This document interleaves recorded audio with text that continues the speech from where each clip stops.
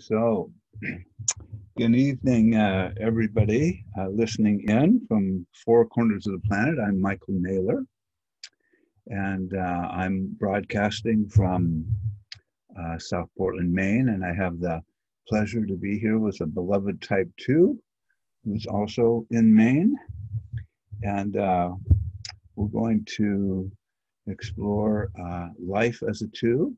This is Tamara, and maybe just start off with saying a little bit about how you discovered the Enneagram and what ensued after that. Sure. I think I have a kind of rare story on how I discovered the Enneagram. I come from an Enneagram family. So I can remember my family was on doing like a family reunion on Lake Fairley in Vermont. And we had rented a couple of cabins. I think it may have even been for my grandparents' 50th anniversary or something, but all the aunts and uncles were there, all the cousins were there. And one night somebody busted out the Enneagram test, and I was 12 at the time. So I took the test and just with no question at all came out like, I don't know, 32 points in category for Type 2. There was no doubt. And my sister, who was 18 months younger, came up as a clear Type 4. And all of a sudden, I remember feeling, this mix of incredible shame and incredible validation. At 12 years old, finding out that my type was called the helper was, of course, everything I wanted to hear about myself, because that was so much the identity in the family that I was cultivating. I was the eldest, divorced parents, 2 younger siblings.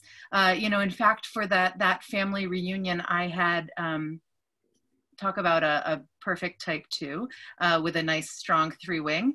I had gone to the public library and pulled out old videos on how to jitterbug and taught the whole family how to jitterbug so we could surprise the grandparents, and helped orchestrate this very weird decade by decade performance, and had written everybody parts. But this is the role I played in the family. I even at 12 organized the Christmas exchange, and figured out who would give who gifts and wrapped all the presents, and that was just who I was. So in some ways, finding out about the Type 2, I was like, check, yes. But then getting into some of the nitty gritty about the manipulation, about seeking love from other people that I wasn't able to give myself, it was very painful. It was very, very painful to read, especially as a middle schooler. I felt like completely naked. And of course, nobody else in the family was surprised. They could all already see me,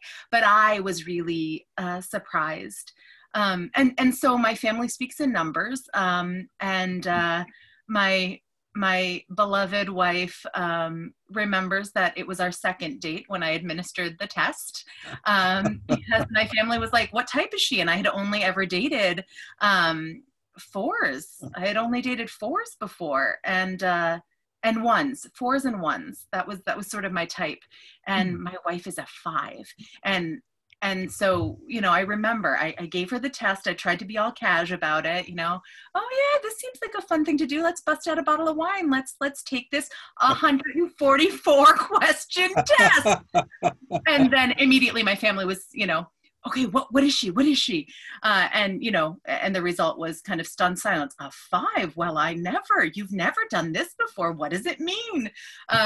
So, it is almost like a hazing ritual to get into our family, is having to take the test and then having to listen to everybody analyze what that means about you. And as each of my siblings has found life partners, as my mother has repartnered, they've all gone through the same experience. So I think there's rarely a family gathering that goes by that we don't, I don't know if you'd call it devolving or evolving into the Enneagram, but one way or the other, we end up there. So that was sort of my intro to it. And then of course it's become my understanding has become more nuanced as I've gotten older, but, you know, in retrospect, while it was strange to learn about it at age 12, I can't help but think that maybe it has saved me some, I'm not going to say it saved me heartache, but has given me an analytical tool to notice when I'm using strategies that are not ultimately going to serve me. I'm not going to say it stopped me from making mistakes, but it certainly gave me a framework for understanding some of the things that I was habitually doing, even growing up. So, Well, it's such a young age to have that kind of revelation, yeah. and I can imagine that it's almost like you know, learning it too soon before you have the other kind of social skills developed and being so vulnerable, right? But it sounds like it really you handled it and walked through it, and you know, you're probably way ahead of the game of most people, you know, because I think most of us learn about it. I know from myself. See, how old was I? I was in my 50s. Of course, I'm 1,000 years old now, so that was a long time ago. But that was shocking then. It's like I felt like somebody just looked inside my soul and saw all the nuances of my neuroses, which I thought I was just like, who saw this, and how could this be, and what do I do with it at this late stage of the game? So, yeah, very very interesting to have that upbringing. Well, and I would just say, you know, I'm not sure that I'm not sure that knowing the Enneagram has saved us from um, some of our habitual patterns or from using that tool belt that we have, but it certainly has given us language as a family for um, understanding the ways that we approach the world differently. My parents who are divorced, my father is a self-pres 8, and my mom is, I think, a self-pres 6.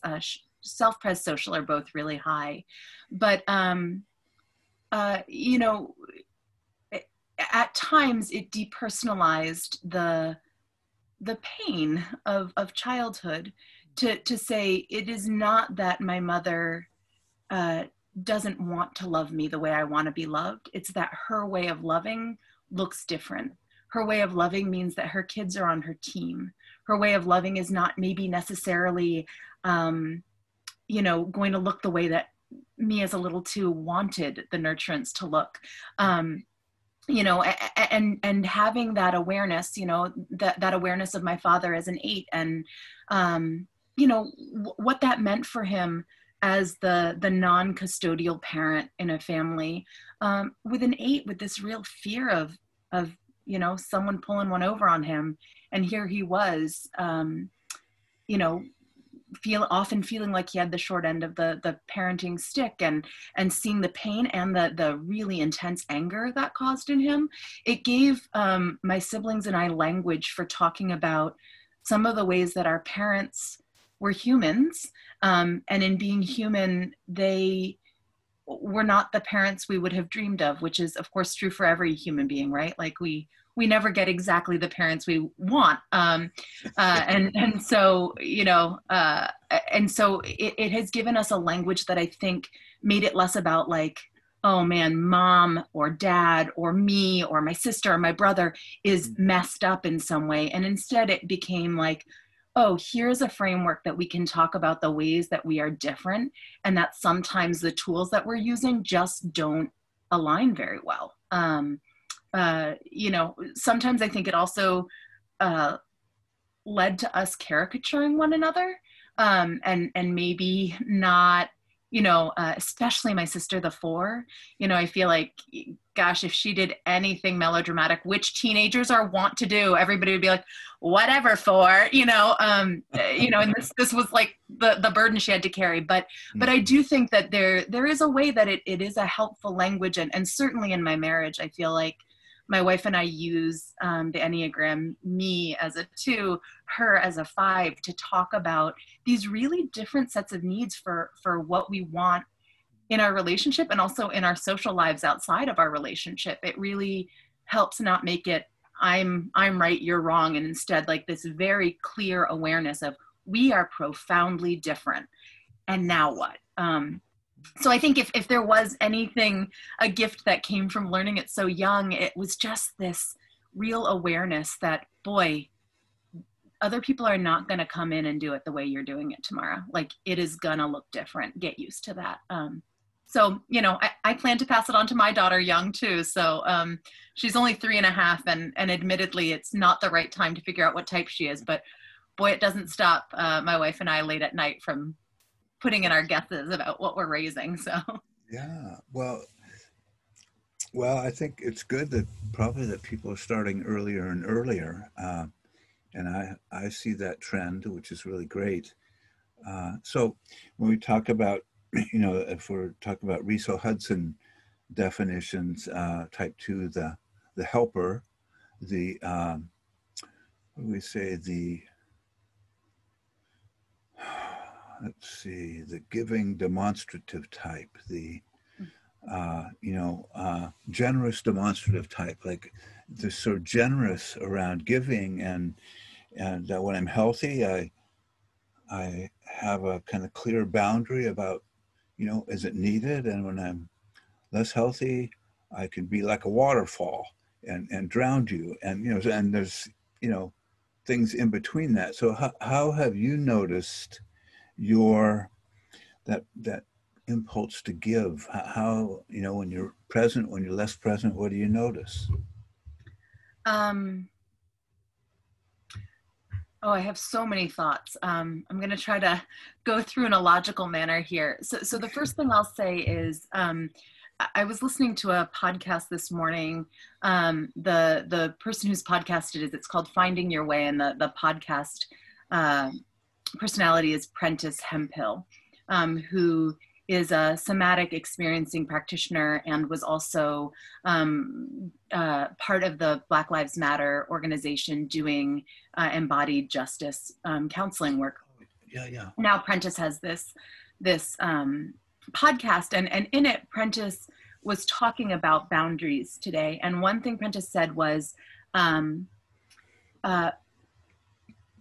boundaries are the distance that allows me to love you and also love myself. Boundaries are the distance necessary to allow me to love you and also love myself.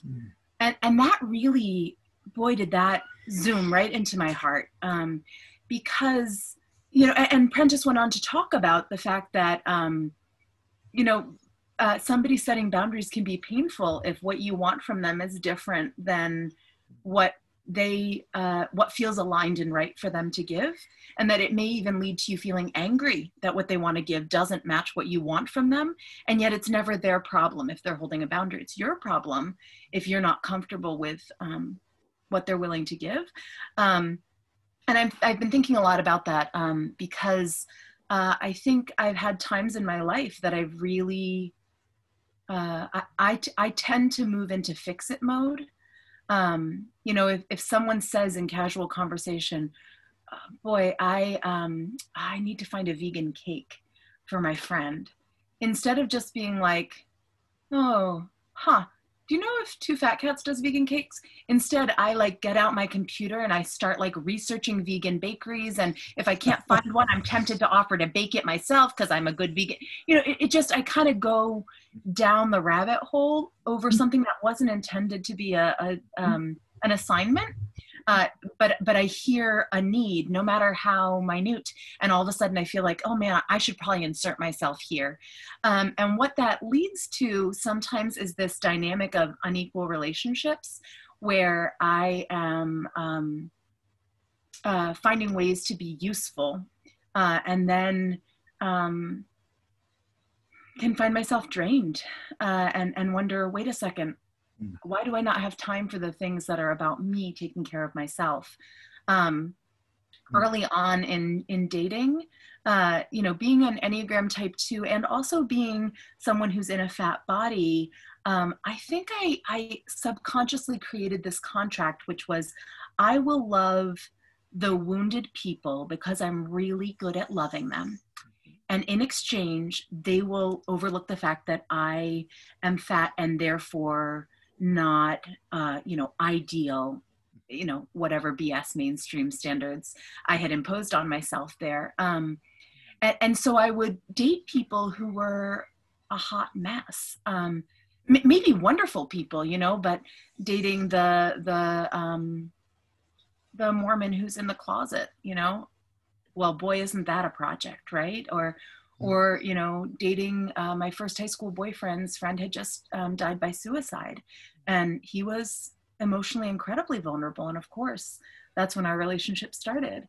Again and again, I found myself in these relationships that were really not. We weren't meeting each other in equal places of health or kind of emotional resources. And it stood out to me when I met my wife. We were on an early date, and I said something about, like, I don't even know what it was about, but she responded by looking at me and she said, I don't need you, right? I felt like she had punched me. And she said, I don't need you. I'm fine without you, Tamara. And I was like, why is she being so mean? And she leaned in, she said, I'm here because I choose you, but I don't need you. And I knew, like, the slightly more healed parts of myself were like, oh, that's a good thing. And all of the vulnerable parts were like, oh shit, if she doesn't need me, why is she going to stick around, And so there was this real need within myself to do the work to trust that I was enough, that someone who wasn't broken or vulnerable in that moment. I mean, we're all broken and vulnerable in our own ways, but in that overt way of acute need, that she would choose me was really a revelation to me. And I actually think the success of our relationship has been because she doesn't need me, and in fact is completely unwilling for me to caretake her. She gets into a tough place and she says, I need to go out for a hike, not I need you to come and bandage my wounds. So as a 2, it's been incredibly humbling, but also really an important learning, because I have had to know that I had an intrinsic lovableness that wasn't about my usefulness to other people. And that's a really hard thing for 2s. As far as I understand, I only know the lived experience of being this 2, but it's a hard thing, I think, for our type. And really trusting that there is something immutably worthy and lovable at our core. I don't know if that answers the question, but that's what came up. Yeah, that was awesome. And so a couple things come to mind. My experience with the 2s in my life, depending on childhood woundedness, the more they felt rejection as little ones, little boys or little girls, the more they can be attached to getting you to give them feedback that they're lovable because of their actions, right? But certainly the growth curve is exactly what you're talking about. But I think the other thing I've noticed with 2s is they are very sensitive to the suffering of other people. They feel it, right? It's like kind of like E.T. and how his heart would light up.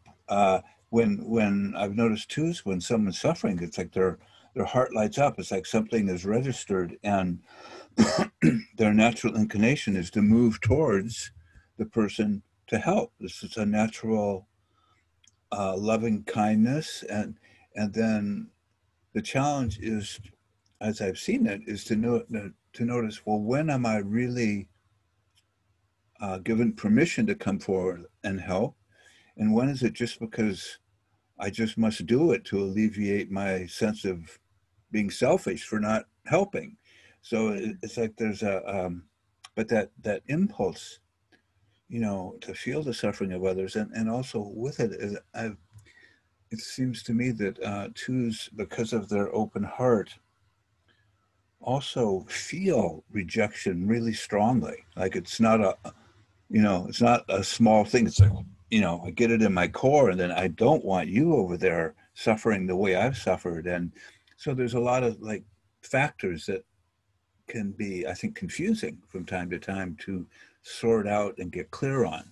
Has that been your experience? Does that Yeah, resonate? absolutely. Absolutely. I mean, I think I I remember when I moved to New York City for graduate school, and we walked about a mile to Mm, the farmers market. And for the first few weeks that I lived there, my partner had already been living there for a while.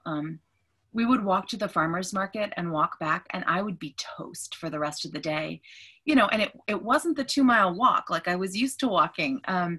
It was that I was used to living in a smaller city where I could walk around and sort of acknowledge every person I saw. And I feel like I was walking around trying to beam my heart out at the world. But in New York, if you try to do that, you are taking in a lot of energy, and just there are millions of people. A single subway ride, you might be tuning into, a dozen different stories or energies of pain. And I had to learn how to sort of close that heart off a little bit in order to successfully survive being in the city. And I will admit, part of the reason I didn't stay is because it was so uncomfortable for me to have um, to know I didn't have the time to acknowledge every single person. Because I do think that the way I feel uh, sort of most grounded is when I am able to be in that sort of open-hearted, abundant space with people. Maybe it's worth mentioning now that my vocation is I'm a minister. So, I spend a lot of time in that sort of open-hearted space with people. And yet, obviously each time I preach, the point is not about me feeling good about myself.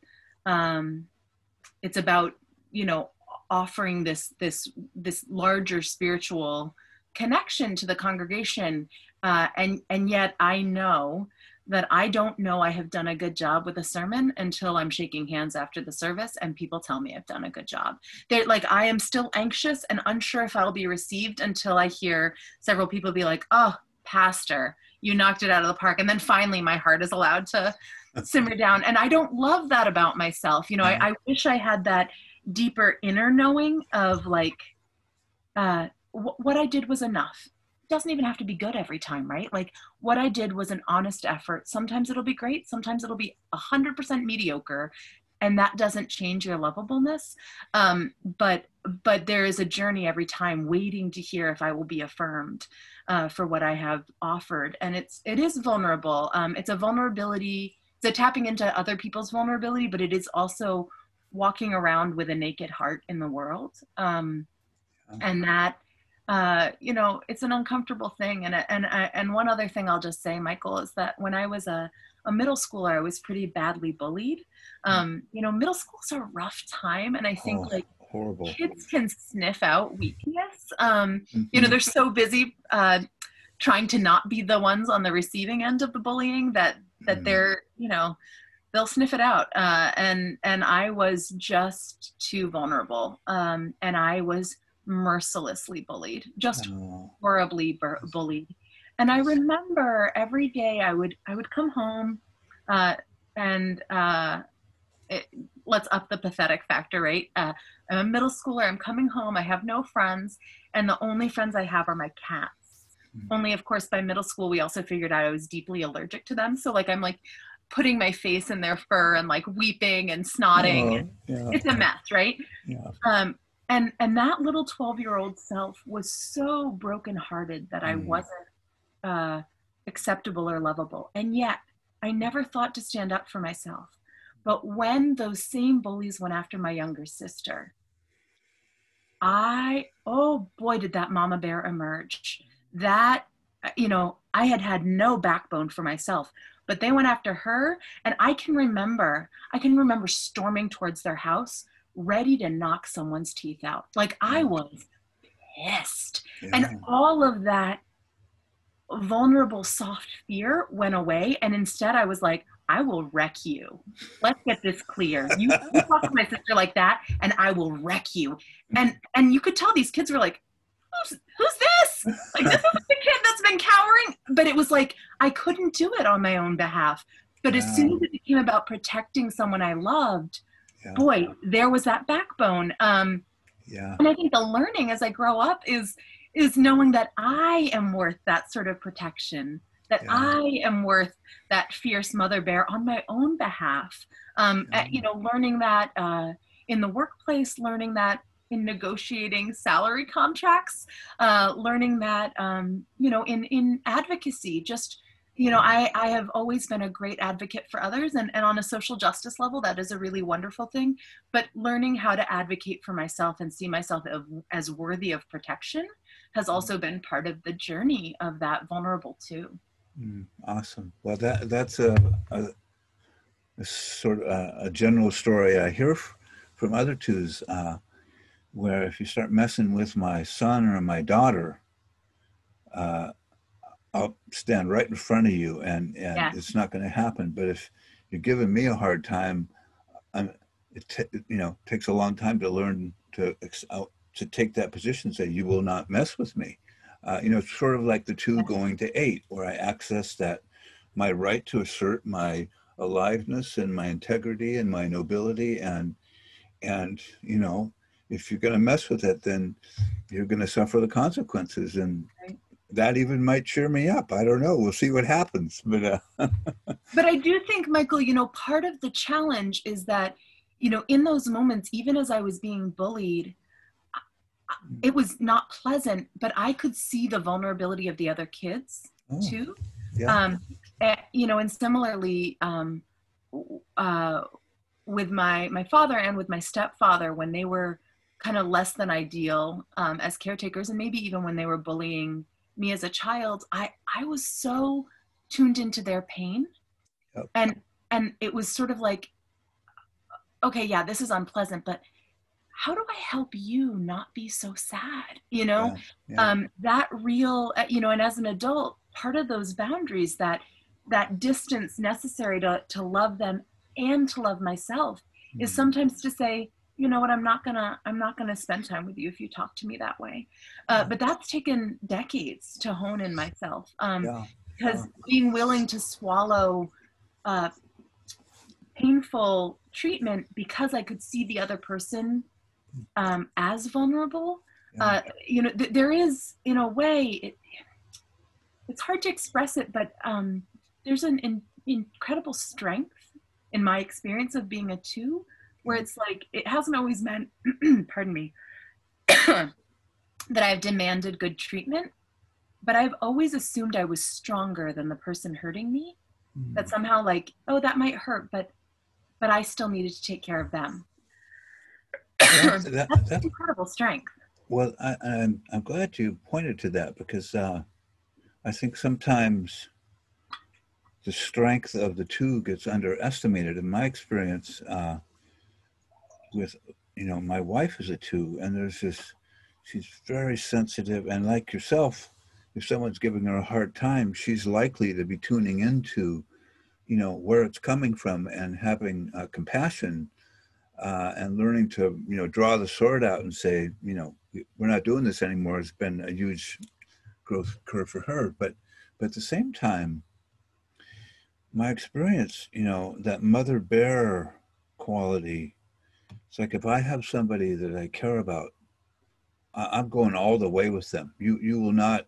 I've got their back, and you can beat me to a pulp, but I just keep showing up. And there's something, again, I think it's underestimated in 2s, is there is a very powerful resilience they have, that comes from that place of love. And it's kind of, you know, especially as you mentioned, being on the behalf of other people suffering, I've just seen twos just do remarkable things and show up and help and you know, you can knock them down, but they get back up. There's this kind of you know, bounce back quality that they have. So I don't know, does that resonate for you? Oh, absolutely. You know, it's interesting. I'm noticing as I'm talking, you can see Mary is right here over my shoulder. Yeah. This is my home office, but my work office is covered in Marys from around the world. And as you were talking, I thought, well, of course I would be drawn to Mary. Mary for me is the face of God that I can connect with most easily. But in some ways, she's the suffering mother, right? She's we think of Jesus's suffering in the Christian mythology, but we, you know, Mary, here's this mother who raises this child and then goes through the ultimate loss, and you know, really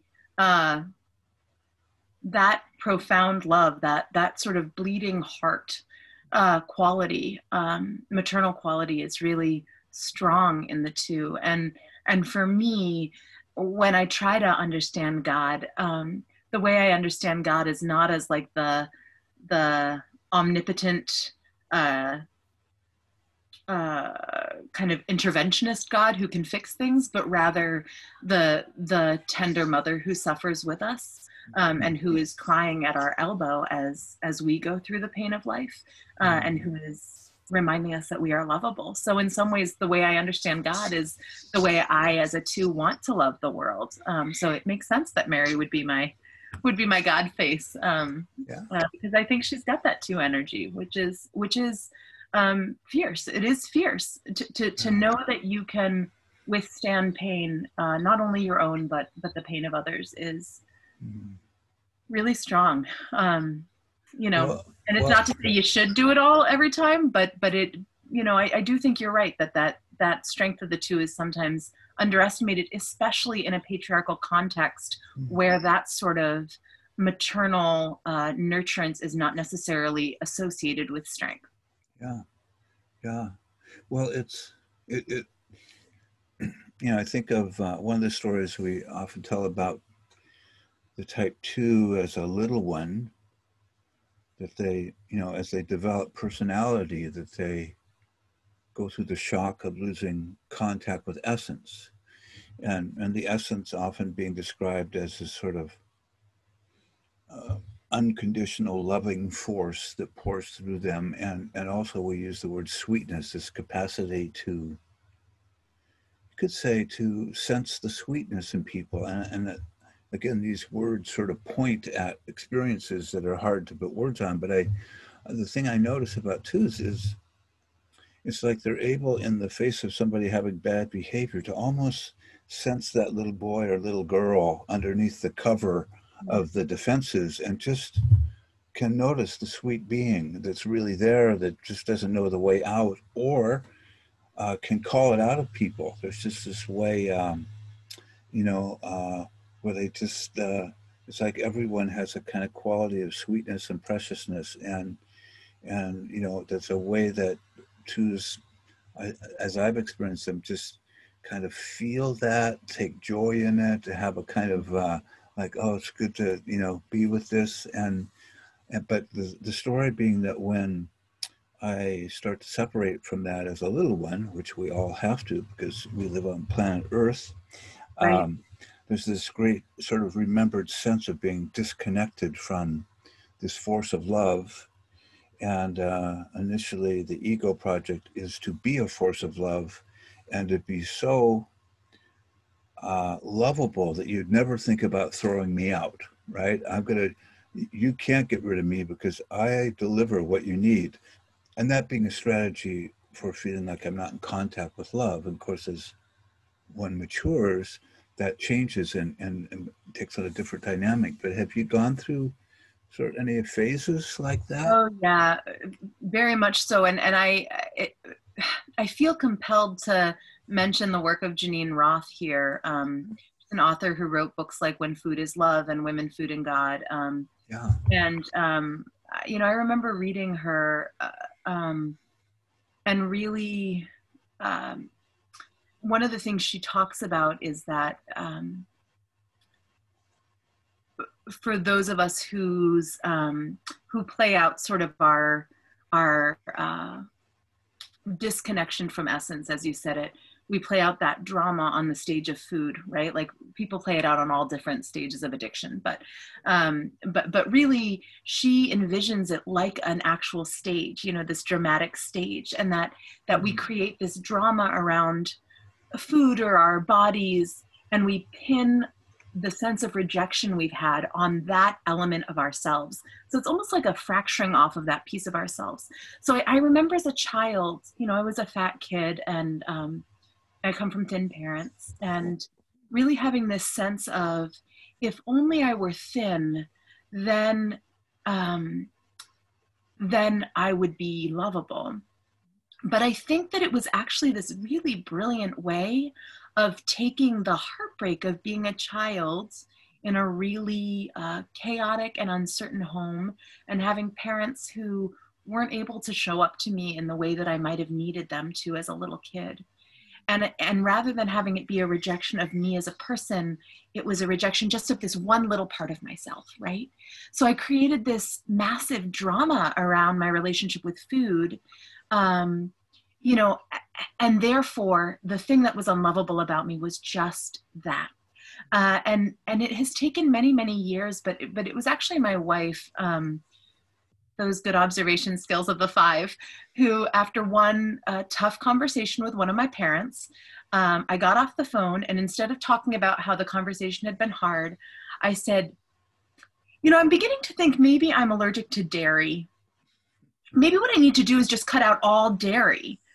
And she politely listened, and she said, Tamara, have you ever noticed that every time you have one of these hard conversations with your parents, you come up with a new food allergy? I was stymied. I was stunned. I was just, and frankly, embarrassed, right? Mm-hmm. Like, shit, you're right. I never knew that. But instead of feeling the heartbreak of that interaction and of that parent not being able to attune to me, I went back to that safe drama, right? Like, here's this safe drama. Maybe it's dairy. Maybe it's gluten. Maybe it's, I should be keto. Whatever the story is, this is the safe place to play out what's wrong with me, rather than feeling the heartbreak of like, oh, damn, like, I really needed you to love me and you weren't available for that. And that sucked, and as a little kid, not having the capacity to really navigate the complexity of not receiving the love that I wanted, and I think would go so far as to say needed at times. So creating this sort of other drama was really, in some ways, I look at it as a brilliant coping mechanism. And that's, Janine Roth's work really points to that, we can look at that little kid self and say, thank you so much. Thank you for protecting me, because that's what you were doing. Like, you created this elaborate da-da-da-da-da that would distract me so that I didn't have to feel the full pain of not being attuned to at a time I didn't have the skills to feel that. And now as an adult, I actually can feel the emotional complexity of that. So I don't have to make it about dairy. I can not pretend it's about dairy and just say, God, that conversation with my dad was really hard. Oh, he's really unhappy. I don't know how to fix it. He didn't ask me any questions about myself. That hurt. I now actually have the emotional capacity to go there.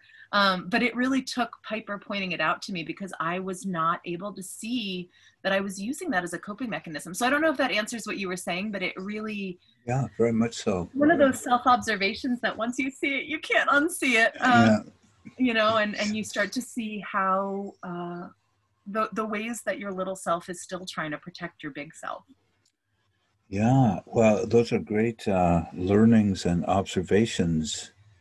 And, just really speaks to, the shock that kids go through when they don't feel mirrored with love and kindness. And then what's the cloak I need to put on? Is it my, you know, like you say, the food obsession? Is it something related to my type 8ness where I go into attack mode, or my Right. 5ness where I disappear more? Um, so, so in this journey around, you know, learning to see your personality patterns and move in the direction of more connection with your essence or authenticity, what what has helped you? What are the things that, you know, that support you in coming forward and be more present, or being able to observe yourself, or have a sense of humor around how this madcap personality runs on its own sometimes? I mean, what's been useful for you? Um, so, you know, I hate even admitting that I know what's useful because then I have to actually do it. But you know, I can remember after college, I did a year as an AmeriCorps Vista working at a homeless shelter, actually here in Portland, Maine. And I think that experience of being kind of constantly with people who were having some of the worst days of their lives, and were sort of in a place of maybe bottomless need sometimes. I left that experience kind of fractured, and I didn't know what to do with myself, and I didn't know how to see the world because it wasn't fixable, right? Um, it was a bigger systemic injustice, and I didn't know how to fix it, and the pain of that was too much for me at that age. And so I ended up finding out about this spiritual life program that at the time they did at Kripalu. And so at 23, I went and I lived at the Kripalu Yoga Center for 5 months. You know, I volunteered on their landscaping crew, and then I got to do a lot of yoga, a lot of meditating. And at that time, I didn't have a cell phone, and so my family couldn't access me. It was the first time in my life that my family couldn't access me. And so I would choose when I reached out to them. I would use the payphone and I would choose. So all of a sudden, here I was on my own in a place where uh, I was being given tools for self-care and also for self-awareness. Um, all of the other people were also being given those tools, so there was no sense that I needed to take care of them. And on top of it, my family dynamics couldn't play out the way they had historically. And in those 5 months, this really jarring getting to know myself and also getting to know God. It was where I had my first kind of experiences of the divine. And I don't think it's by happenstance that they happened during that time when I was alone, when I was not focused on other people's needs, but was rather tuning into my own spiritual, emotional, physical, you know, self. And so that has proven true again and again, which is when I need to come home to myself, when I need to find balance, when I feel myself slipping. What I want is to dig deeper into my relationships and love someone so they love me, and, you know, get into that. But it doesn't work. The only thing that works is when I turn around and start spending that time intimately with myself. So I'm going to give you one more example, which is after, and I'd be curious if other twos go through this, but becoming a parent was really profound as a two, because if there is a relationship where you can literally pour yourself fully into another being and it is appropriate, it is becoming a gestational parent. And you know, the experience of pregnancy, the experience of nursing, literally like you are pouring yourself into another human being, the experience of sleeplessness, you know, all of it was really intense. And maybe it would have been intense because the kid I have, maybe it's because I am who I am, but you know, for us, that looked like a 2.5-year nursing, co-sleeping journey. And I really, in a very visceral way, kind of lost the sense of where I ended and she began. Yeah. And I think if there's ever a time that that's appropriate, it is probably in those early years of parenting. And then my wife and I set up a few trips that I would go away, and we weaned her because I knew I needed to come back into myself. That was a year ago, And a year ago in July, I made the decision that every morning, since I was no longer nursing her, I would wake up and I would walk. I would get up and I would walk. Now that's simple. Lots of people around the world walk every morning. But for me, after having spent 2.5 years not being aware of any of my own needs, the act of getting up in the morning, putting on shoes and going outside by myself and for myself, it literally felt like a journey of a year of walking towards myself. And for a year I have walked every morning. And the walking is not just, obviously there are lots of good physical benefits to walking, but more than that, it has been this time to be in my own mind. It has been this time to be in. So we're back, and so you were talking about. I was just talking about this practice of walking, yeah, walking back to myself, and the importance of setting aside a time, claiming a time. Really, it was a reclaiming of a time that was about me being in primary relationship with myself.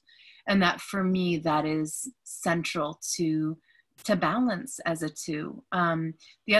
The other pieces that I would say beyond just the times of kind of spiritual inquiry and self work, I also have really gotten a lot out of things like doing pottery. I'm terrible at it, like genuinely horrible. But the act again of creating something that doesn't have to be good, but is something that I'm doing with myself. That this time to create, time to make art, time to be with myself, not making the art for other people, making it with no attachment to the outcome, has been a really balancing act for me as a two. Well, that's awesome. That's often what we talk about in terms of how do I learn to sort of retrieve myself and nurture myself and put myself first, because it creates clarity and stability and the discernment of my needs and your needs, and that's a big deal, because some twos will say, I've been wanting to do that for about 20 years, but I just haven't been able to do it. And the second somebody needs something, I just pull towards it, and I'll just drop what I'm doing. But if I don't do that, I can be overwhelmed with this feeling of being selfish. Like we often say, the inner critic of the two is sort of hovering about, getting ready to say, you are selfish. You wanted something for yourself. And look at all the needs people have, and how come you're not on it? And so do you notice any kind of inner critic voice that intrudes upon you? Yeah. For me, it gets strongest around work of activism and social justice. I think particularly as a clergy person, a progressive clergy person, there's a sense that I need to be present for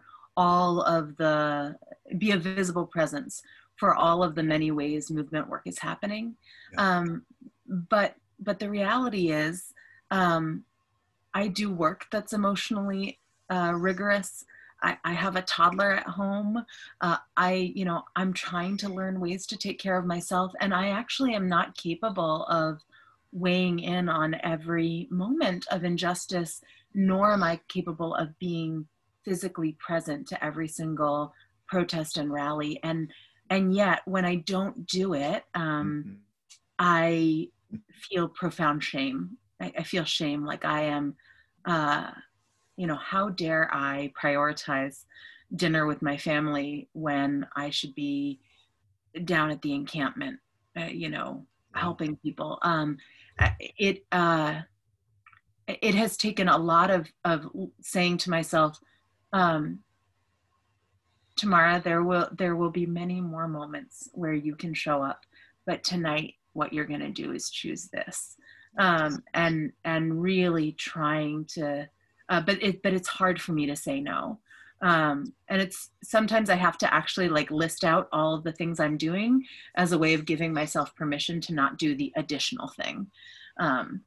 So yes, I definitely feel that. And for me, it tends to be around I'm a, perhaps this is obvious to our listeners, but I am a social instinct type Yeah. 2. And so that's really where that comes, is that sense of relational responsibility to the greater good.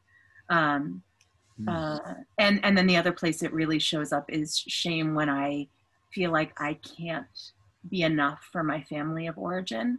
It's not with my chosen family, but with my family of origin. When someone is suffering and I'm not able to drop everything and be there with them, I feel like a bad daughter or a bad sister. And I have to really check that. Yeah. Yeah, well, that's one of the things that this comes to mind as you're talking about this is in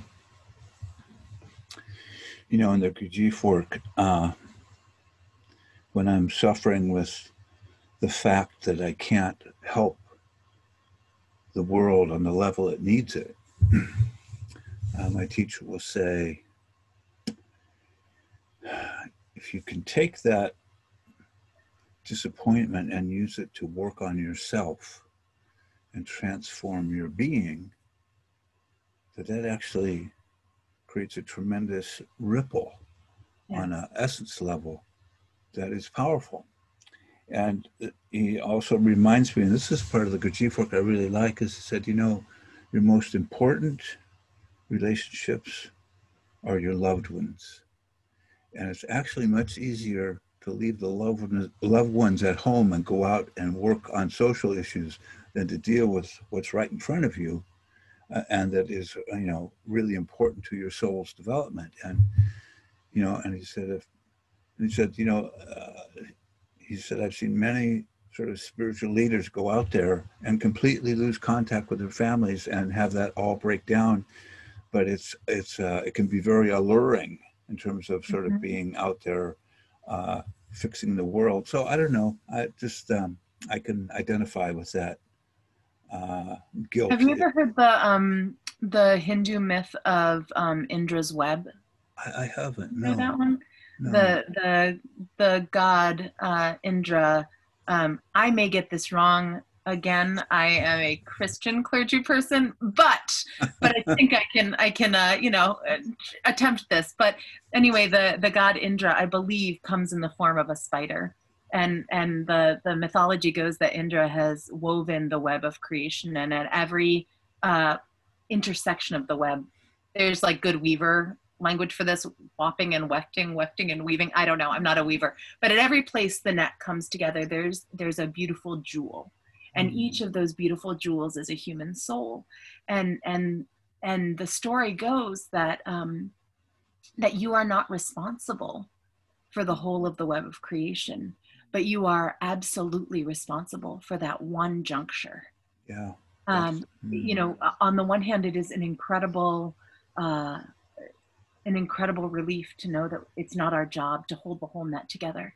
But on the other hand, it's an incredible burden to recognize that we are actually responsible for that one juncture, which is our own dharma, which is our own calling. And so when we, as a 2, it's important for me to hear this, when we abandon our juncture of the web to go fix somebody else's, we actually allow that place to unravel, and that causes great harm to creation. And so when we as 2s can focus on that one juncture on the web and live and step towards our own dharma instead of worrying about everybody else's, what we're actually doing is strengthening all of creation. And I think about Indra's story all the time as a way of really tuning myself into, Tamara, are you caring for your juncture? Because that's the work you're here to do. You have to do it. Even if you would much prefer to flit around the whole rest of the web, this is your place. This is your duty. Well, that's very similar to what my teacher says is, you, Michael, are a cell in the body of humanity, and your job is to purify and heal that cell so that those closest to you have a positive effect. And that's your work. It's also the hardest work in town, but there it is, right? There it is. I would so much prefer to solve somebody else's problems than my own, but there you go. Yeah. Well, look, this has been awesome to hear your experience and your enthusiasm for the work. Anything that you haven't said that's really important for you to say before we rest for this conversation? Or I think there are two things. One is it was at the Enneagram Institute during a training that we were talking about the two's relationship with the type 4 and the type 8. And I had understood it to be points of integration and disintegration, and had always felt like real guilt when I would step towards the tools of the 8. And I don't know which of you said it, but someone said to imagine going down the levels as like going down a well, and to imagine that those tools of the 8 and the 4 as sort of like crampons that you could kind of use to stabilize yourself so you didn't slip down the levels, but actually so you stopped falling. And that gave me permission to really see the gifts of when I use the tools of the 8, not as a failing or a sign that I'm disintegrating, but as a moment when I am not slipping further into the some of the patterns of the 2 that haven't served me well. And so now when I see myself being really assertive, I both hear, oh, Tamara, you're a little stressed right now. That's important information. But I also hear, look at you advocating for yourself. This is important. Now, can I do it without, moving into full bear mode? Sure. But I have begun to see that when I'm using those tools of an 8, especially in the professional realm, and especially around boundary setting, that it actually might be a sign of health and really employing the fullness of my tool belt. And that has been really important for me to know as a 2. And so I offer that to other 2s who are listening to really not be afraid of that relationship with 8, but to use that power and to harness that power as a way of really knowing where your boundaries are, because that's such important work for me as a 2. And then the other thing I would say is, for the other 2s listening, you don't have to try so hard. You don't have to try so hard. You are enough. You are enough. It is enough. The way that you have shown up, the love you have given to the world is enough. And to rest easy in that. And I offer in closing, every night I say this prayer. It comes from the New Zealand prayer book, which is Anglican, but it drew upon conversations with Anglicans who are also Maori. So it has like a lot of beautiful earth imagery, but their version of the Compline evening prayer says, Lord, it is night. The night is for stillness. Let us be still in the presence of God. It is night after a long day. What has been done has been done. What has not been done has not been done. Let it be. The night is dark. Let our fears of the darkness of the world and of our own lives rest in you. The night is quiet. Let the quietness of your peace enfold us, all dear to us and all who have no peace. The night heralds the dawn. Let us look expectantly to a new day, new joys, new possibilities. In your name we pray. Amen.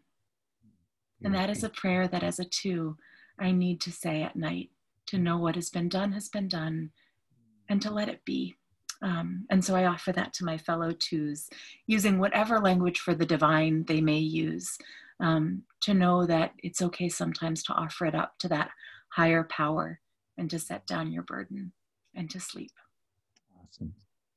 Well, thank you so much. Really appreciate being with you. I can really feel your loving heart come through all of this, and the joy you have around the work you do and your journey with the Enneagram and your spiritual path. So just a pleasure to be with you. Much love to you, and look forward to connecting some more as we go into October, November, and December here. So Thank you.